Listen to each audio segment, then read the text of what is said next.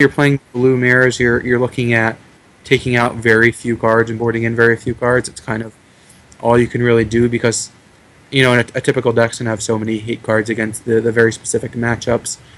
You might have your Ingot Cheers, your Grafdigger's Cages, cards like that. So I'm not sure. I don't know exactly what Luis has available to him. So I would imagine just the one or two pieces of removal and maybe a card like Flusterstorm.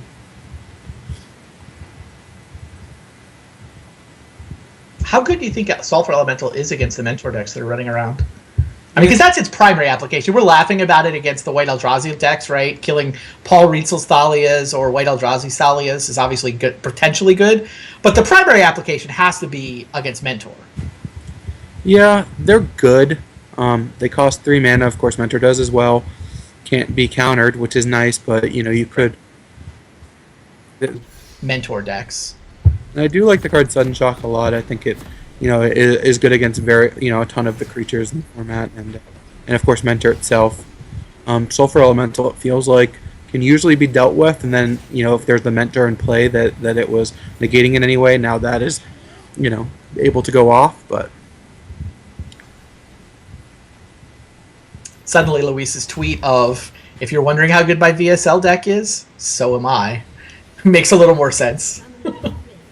That's what he posted last night after he sent his list in. I don't know. I don't feel like any of Luis's tweets have ever made sense. So I'm not going to give it to him yet.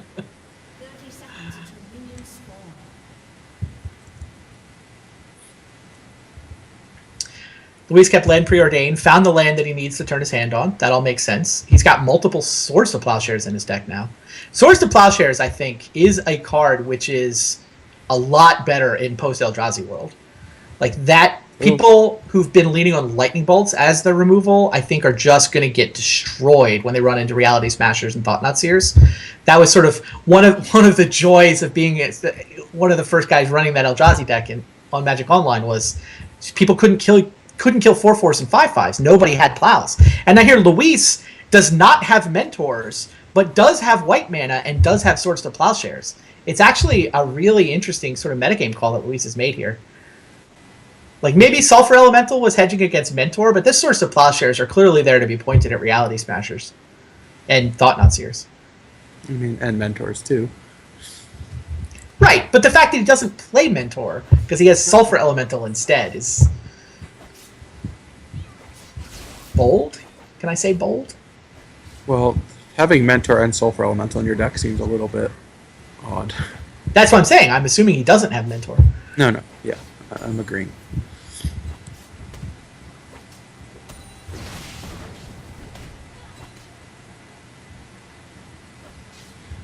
That first game was really interesting. I feel like there were a lot of different decision points that weren't gimmies for Luis, and I think that they ended up working out very poorly for him, although I'm not sure that any decision he made was actually wrong.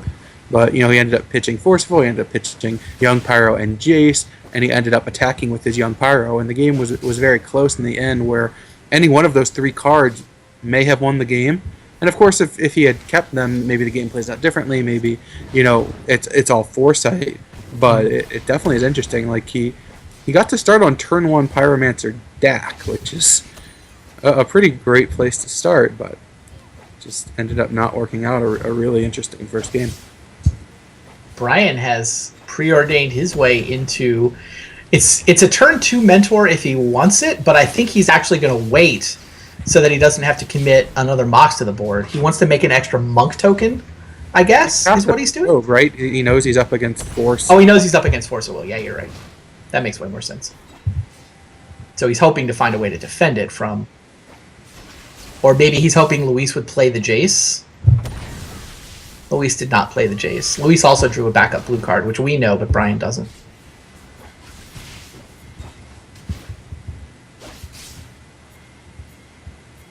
Plow your Pyro. Luis doesn't even consider forcing that.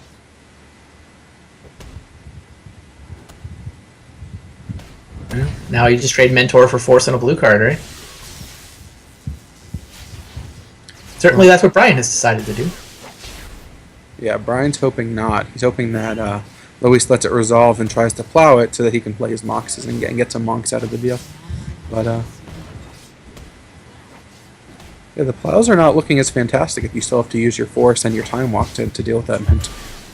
Yeah, they're not. They don't line up great against Mentor. They're no sulfur elemental. So this Jace is going to get swords, and Luis's hand is now out of action. So's Brian's. So is Brian. Although if he's able to draw a Worm Coil Engine or something like that, I'll have no problem casting that. Maybe a Mahamoti Djinn. Or Mahamoti Djinn would be tight here. Dragon Lord Dramoka. I believe How about Jace the Mind Sculptor? that should do it. So Luis Brian says Kelly only has takes 2 the match counter spells 2 in his games to hand. 0. Yeah, 2 counters in Luis's hand, but neither of them lines up against Jace. Yeah, that was the best draw possible. Wow. Brian definitely plays a lot of decks that are archetypes that people tend to play, you know, Mentor decks, Oath decks, but he definitely slants them towards that Planeswalker control route, and of course Jace the Mind Sculptor being the big one there. Yeah, I feel like his decks always have multiple angles they're coming from. Like, he'll take a familiar archetype, but he'll twist it, and he'll give himself another angle of attack. And he's been pretty gifted at reading metagames and showing up with decks that line up nicely against what his opponents are running. Also, he drew Jace the Mind Sculptor. He had to put it in his deck. Luis had a Planeswalker last game, and it wasn't good enough. Completely true. But that was definitely the right decision in this game. That this Jace is not beatable. Yeah.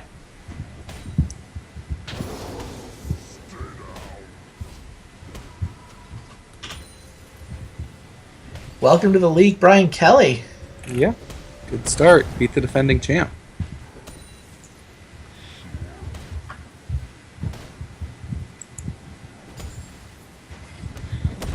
It's always good to get that first win under your belt. The weak ones, it's always better to be 1-0 versus 0-1. It's not the most fun feeling to be facing down a potential 0-2. That actually feels like a real uphill climb. And so, you know, his first match playing against, you know, I think a lot of people have as the best vintage player in the world. Of course, other people have Brian himself probably as the best vintage player in the world. You know, a real heavyweight battle for sure, as far as, you know, vintage talent is concerned, and to be able to get that win, I mean, assuming he's able to take this down, he's a monumental favorite. Yes.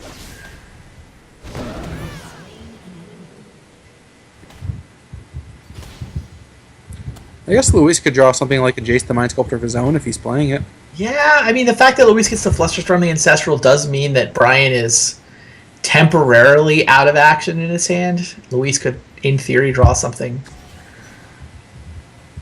Yeah, you know, he's done. He doesn't even need to go through the motions. That Jace is just going to keep delivering up value, value, value. There's a fetch land to reshuffle. The fact that Luis can force a will one thing, not nearly good enough. And there you go. Brian Kelly joins you in first place. If the season ended right now, Luis would be playing the qualifier tournament. Yeah, that's true. Although, I think that it's going to end up being a 4-way tie and someone's going to draw. So, we'll see how this ends up working out. I'm going to say that Steve Menendian and Kai Bude are going to draw next round. That's my prediction. That's hard to do. They'll both have so few minutes left on the clock going to Game 3 that they'll take an ID. But don't like it. I have no idea if we have a commercial break ready or not. We are going to attempt to set up new commentators, so we will go to a brief commercial break, and when we come back, we will have match number 3 for you guys. So stay tuned. Congratulations to Brian Kelly.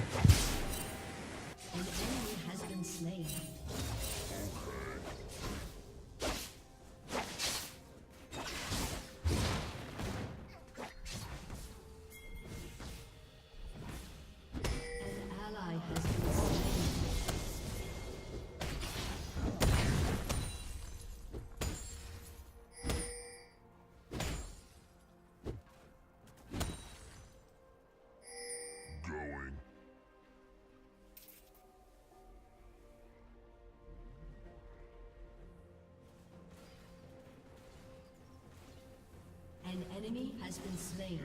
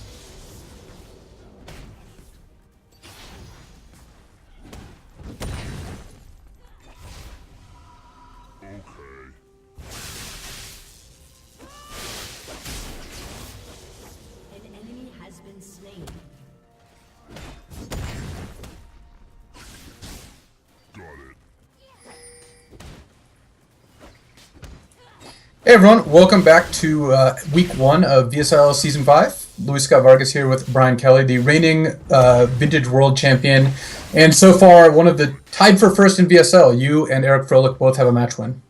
It's great to hear that. Hi, everybody.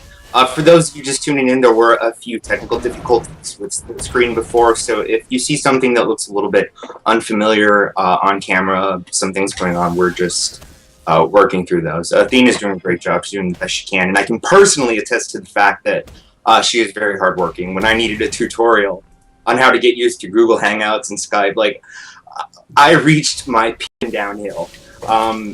So she's been very helpful, and I definitely appreciate all the work that they've put into this. So thank you, everyone, for bearing with them. Alrighty, so we have up next, I don't actually know.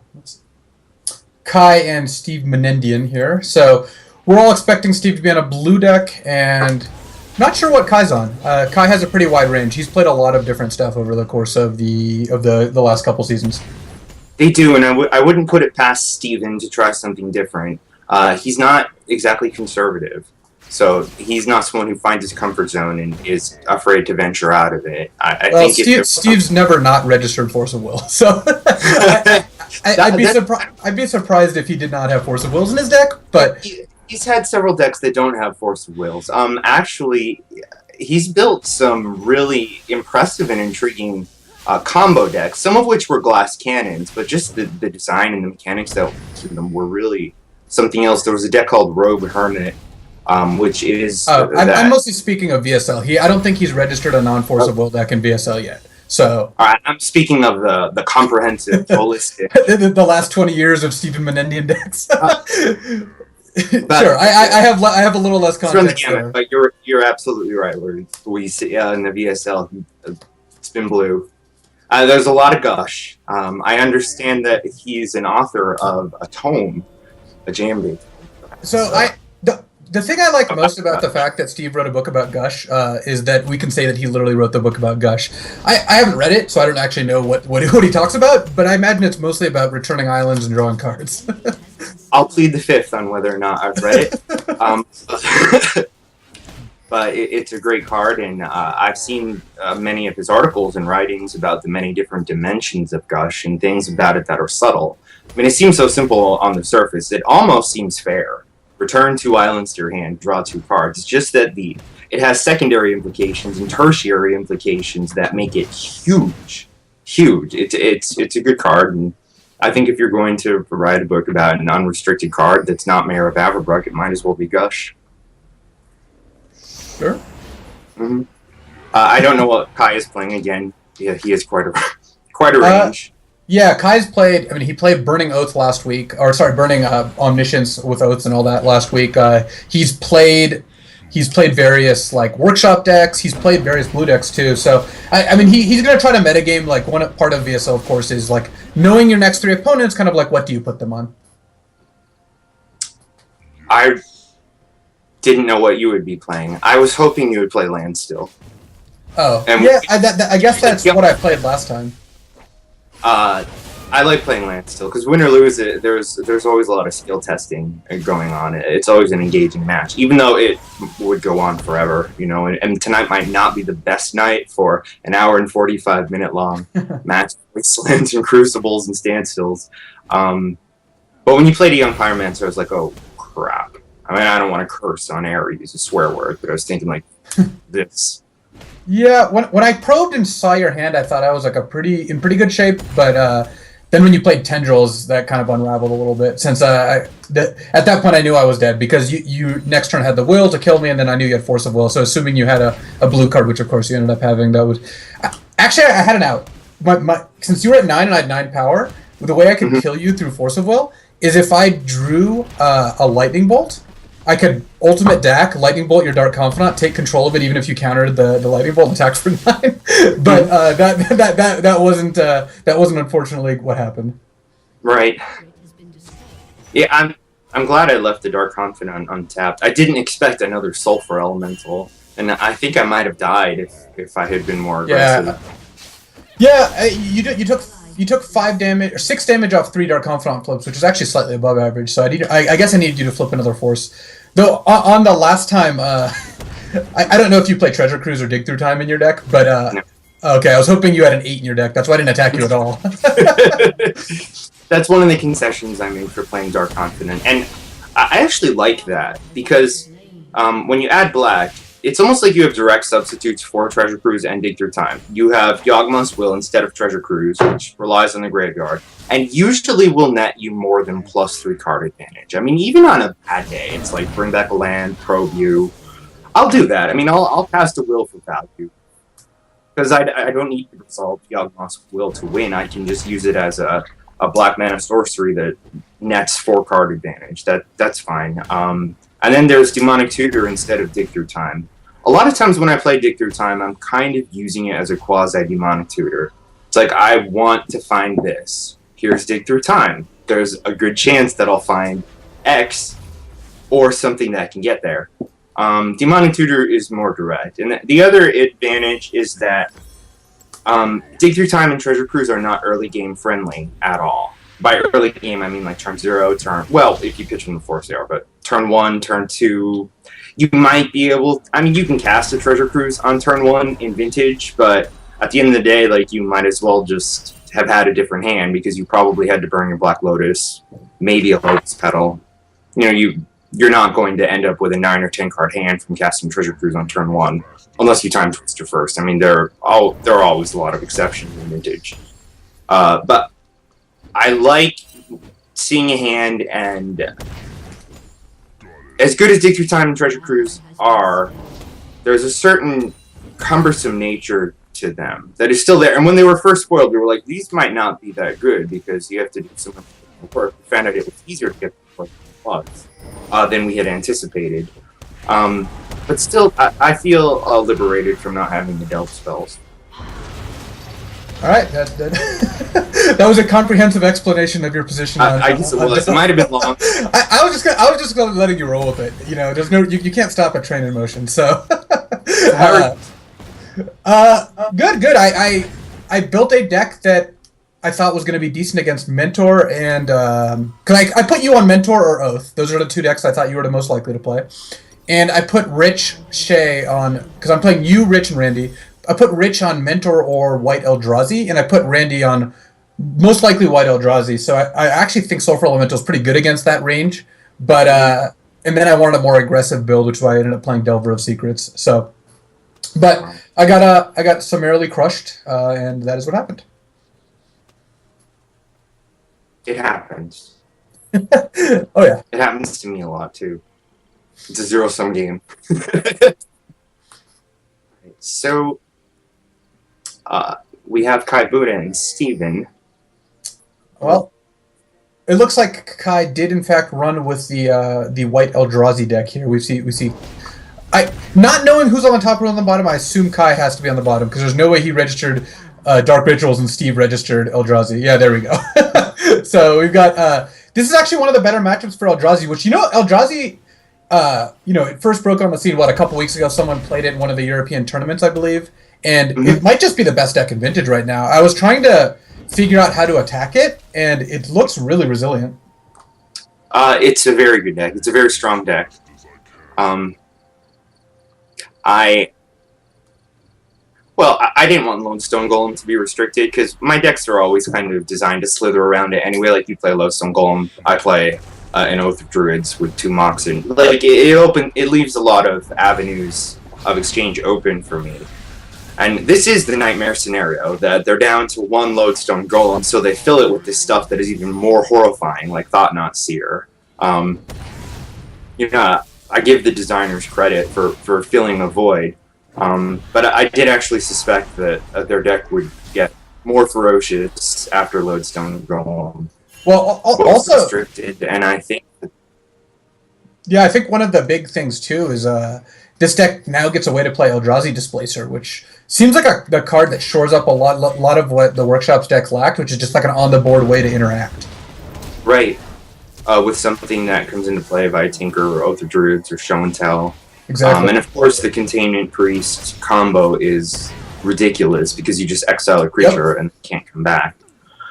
I do think that the mana in this deck is not as good because it's now playing a 2-color deck, right? Workshops used to be 1 color, which is colorless, and then now they're playing colorless cards and white cards. And we saw Rich unable to cast Containment Priest, and here Kai can't cast Thalia, though Kai's still doing fine. Double Thorn in play is really tough to deal with.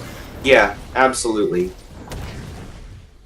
So Kai here can play a big endless one. He can play an endless one for 6 actually if he wants to.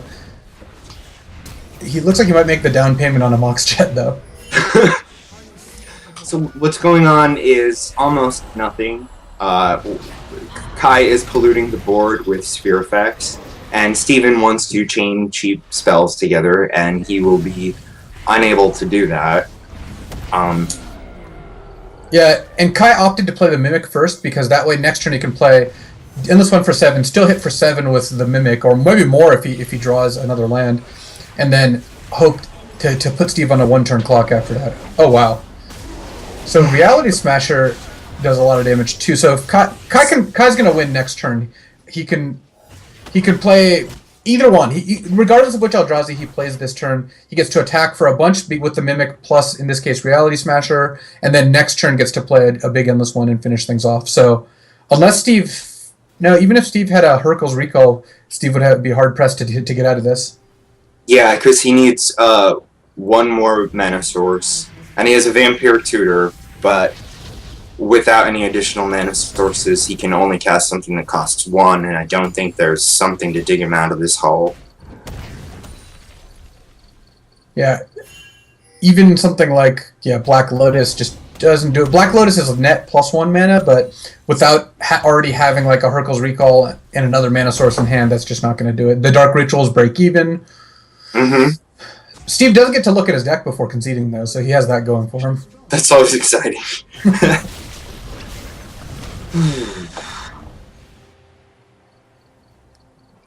Yeah, the Reality Smasher cut a turn off the clock here, because without Reality Smasher, Mimic hits for 7, Steve goes to 13, then next turn Kai attacks for 9, and then maybe Steve has 1 additional turn, but as is, on the draw against Thorn, Storm decks have a lot of trouble. Certainly.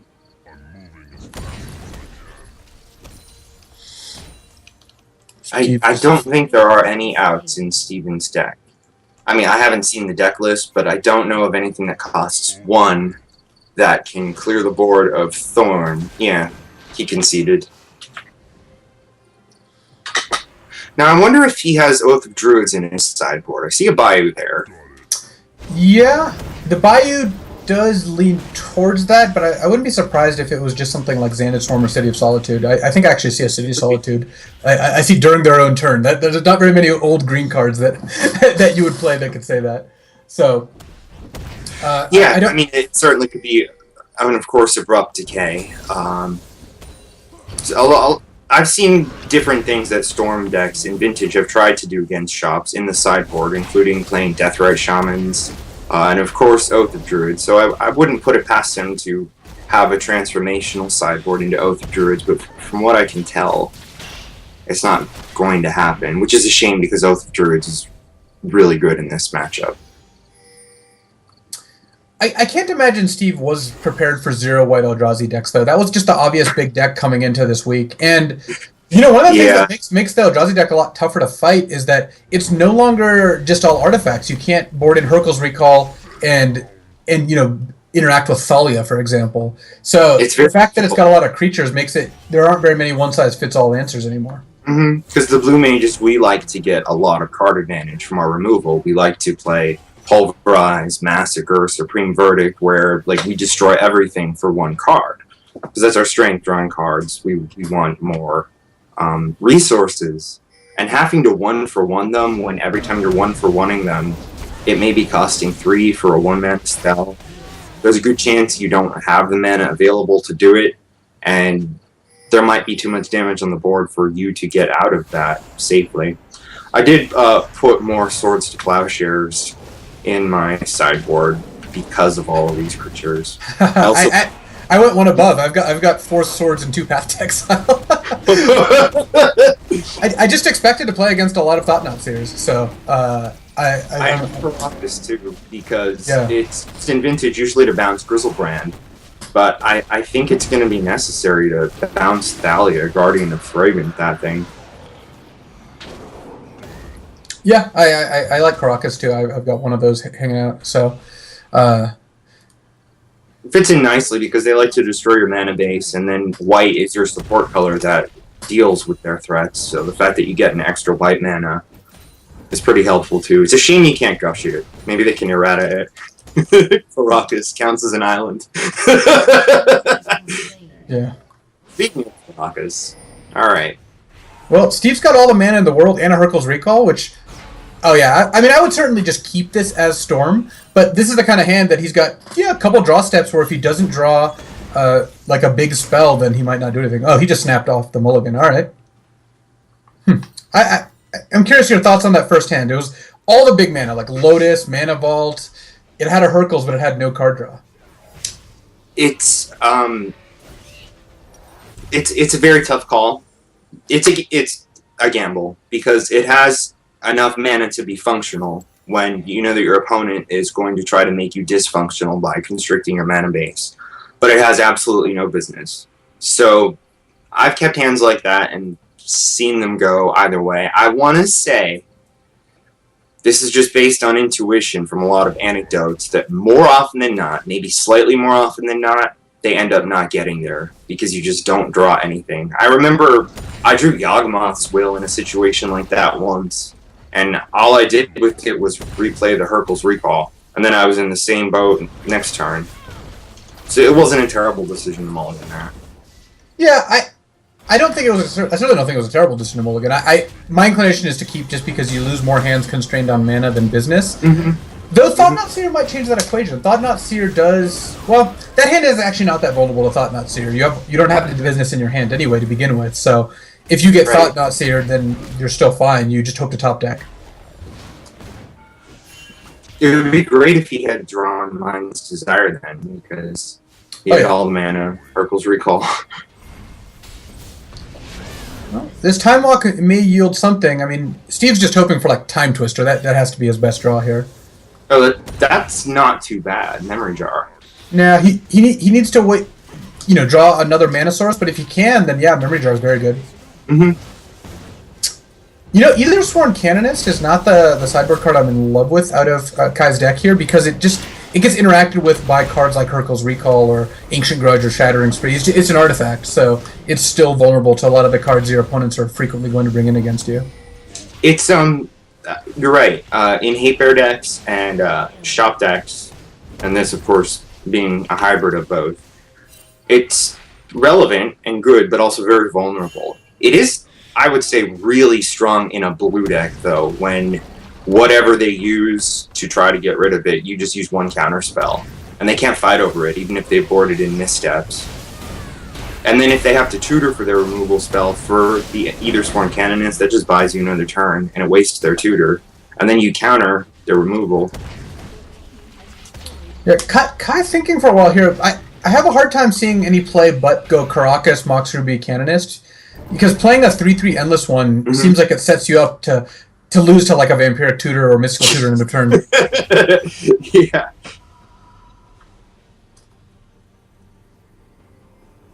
Yeah, I would definitely play the Canonist. Since there really are only two plays here. It's Ayavugan, Mox Ruby, Endless one for 3, or I guess Ancient Tomb, Mox Ruby, Endless one for 3, and then Canonist off of.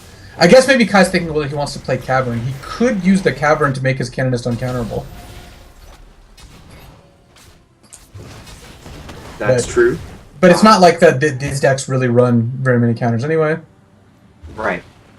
It's usually not a Force of Will. It would probably be a Mental Misstep, maybe a Pact of Negation, although that's really risky. Alright, this is actually really good. Because... Wow. You can Dark Ritual. The Memory Jar is an artifact. And then, if he stacks it correctly, if Kai puts a bunch of crap on the table, I think he can be Hurkyl's and lose all of that inside of the jar, which is a spectacular play. Yeah, and Canonist, of course, doesn't... Yeah, like you said, it doesn't interact with Memory Jar. It doesn't stop... There's no prohibition from casting Memory Jar here because it's an artifact. And then next turn, Steve can go... Like, Upkeep, for example, if he wants, or he can just wait to see what he draws for his turn, and then Hurkyl's Kai, and then crack Jar. And that's going to end up very good for Steve. Kai needs to draw Phyrexian Revoker quickly.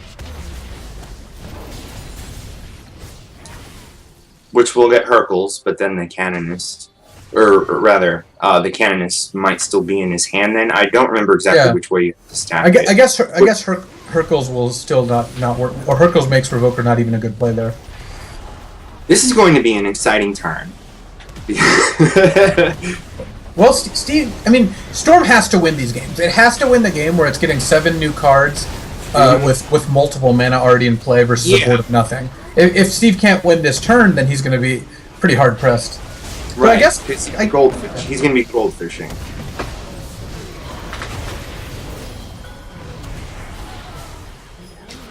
All right. So- let me see. Normally you'd want to do it on upkeep here, but it's a little awkward because you have to either tap your swamp and be out of black, or tap your ancient tomb and kind of waste the colorless. So yeah, that's a reason for. Steve actually gets to do both. He can put Gitaxian Probe on the stack, and then crack jar. I actually like doing that. Oh, he's gonna Hercules first. I like putting Probe on the stack, then casting Hercules, then cracking jar. Yeah, I hope he remembers to hold down control. He did not. And now he's pondering that fact, I think. Perhaps, we'll see. Well, Oh, he got that on the Gitaxian Probe.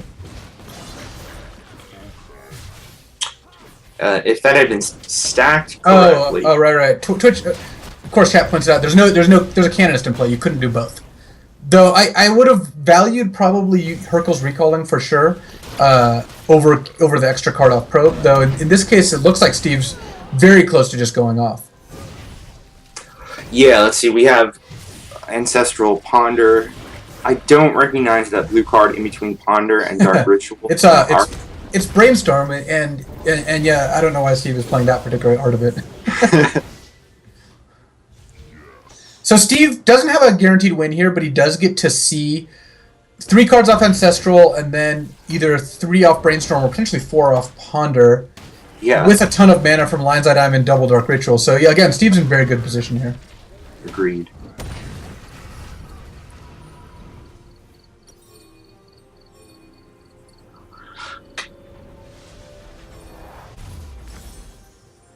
An enemy has been slain. One advantage of Brainstorm too is if Steve goes like Ancestral first and then ends up not getting there, he can Brainstorm a good card to the top to set up next turn because Right. he'll just discard Jar Hand here. But Yeah, I'm actually not sure how he should play this. I mean, I suspect that what you want to do at the end is Ancestral Recall and use the Lion's Eye Diamond in response. But I'm not sure. well, you see more cards with Ponder than Brainstorm, but Brainstorm can set it up. Mhm. Well, if you want to do, if you want to set up an Ancestral Response sack Diamond with Brainstorm, you need to play the Delta first and sacrifice it, so you don't have to shuffle. Looks like that's what Steve is leaning towards here. This does get to see you less cards than going Brainstorm, Fetch, Ancestral, but it looks like Steve's just going to kick things off with a recall here. Oh, he did miss. So Steve actually could. So this is really interesting. What I'd be inclined to do here, I think, is Brainstorm with the Lotus Petal in response. Sack Lion's Eye Diamond for blue. That way, if you draw Time Twister or Mind Desire, you just go off, or any tutor. And if you miss, you can just put a good card back on top with Brainstorm and pass the turn and hope Kai doesn't have much of a follow up. But you Well, know he Kai's does- going to have Canonist, so. Yep. Otherwise, you could also just Ponder because it sees more cards. Ponder and I guess sack Lion's Eye Diamond. The problem is then if you were able to, I guess you've already used up Lotus Petal and Mox Sapphire and your land drop. So Ponder into Black Lotus to let you cast Brainstorm is pretty thin. Oh, and Mind Desire is under the jar, so that's not even one of your outs. You're really just looking for a Dark Petition or a Demonic Tutor. You just win. Or Yawgmoth's Will itself. Yeah, any of the like good black cards. It's probably in the tank.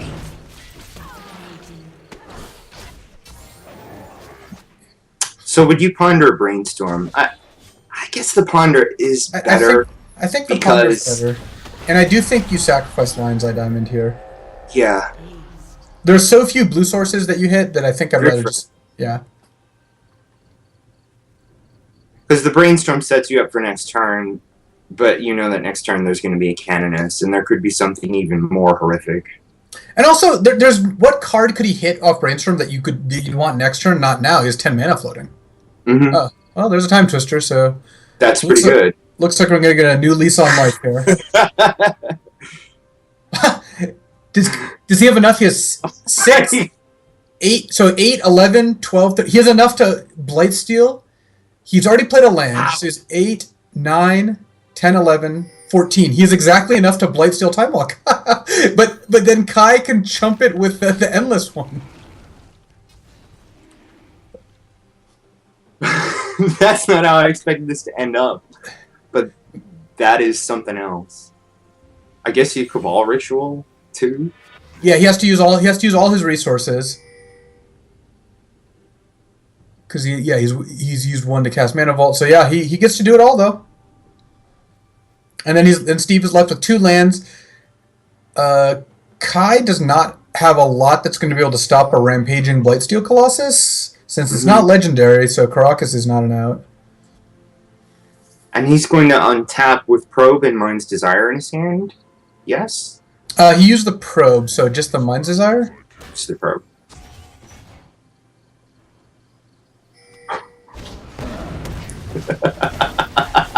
There we go. That was appropriately maniacal laughter for what just happened.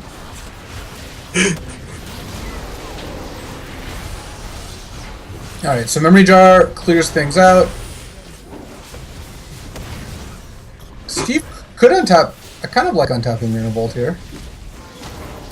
And then set up a Mind's Desire in 2 turns. Not that it's really going to come down to that, but you might as well play for what happens if Blight still doesn't work. I don't know.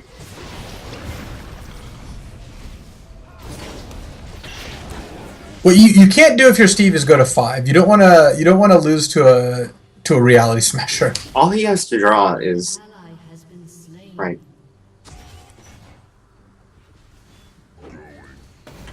Well, I think he definitely has to block. Yeah, for sure. Well, that is not a choice. So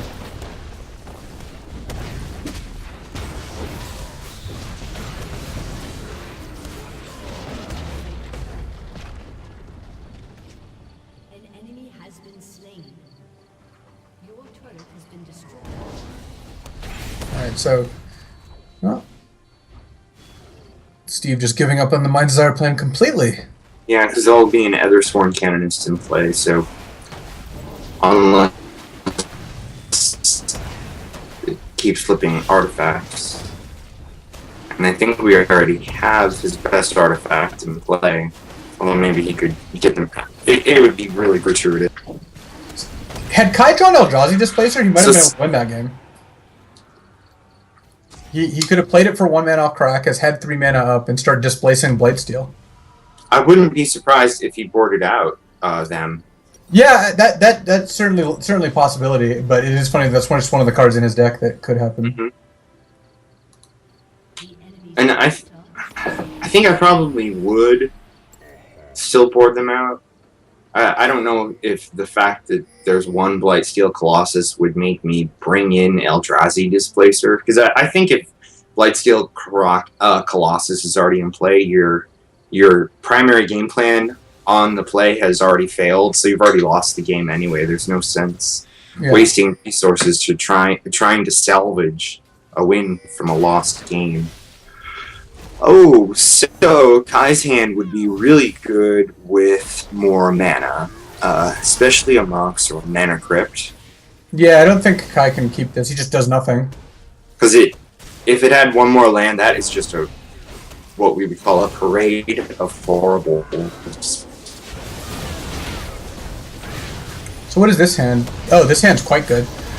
So Kai can play a turn 1 Spirit of the Labyrinth and a Chalice of the Void for 0, or you can play a Chalice of the Void for 1. Tough call. On the play against Storm, my inclination is to play a Chalice for 0, but I could see that going poorly.